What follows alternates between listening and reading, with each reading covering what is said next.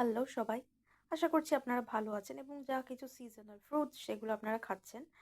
আম আসুন আমরা গ্রেপস বা আঙুরের ব্যাপারে কিছু তথ্য, কিছু ইতিহাস জেনে নিই।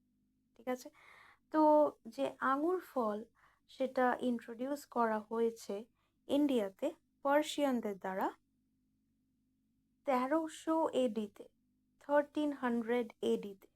আচ্ছা, গ্রেপস চাষবাস করা হয় Northern Italy, southern France, Spain, Portugal এই জায়গাগুলোতে এবং তার সাথে সবথেকে প্রথম যেখানে গ্রেপস চাষবাস করার প্রুফ পাওয়া যায় সেগুলো হচ্ছে আহ, ইজিপ্ট এবং সিরিয়াতে, এবং সেটা হচ্ছে ৬,০০০ থেকে ৮,০০০ বছর আগে।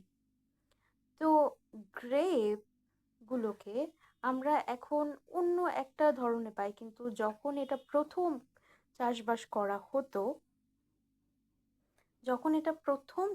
করা হতো, Minor Asia, southern Greece, Crete, Cyprus আর ফার্স্ট হাফ আর মানে থার্ড মিলেনিয়াল বিসির প্রথম অংশে, তখন কিন্তু গ্রেপসগুলো একটু অন্য শেপের হতো, এর টেস্টটা অনেকটা একটু টক হতো এবং গ্রেপসগুলো অনেক বেশি গোল এবং ছোট্ট মানের হতো।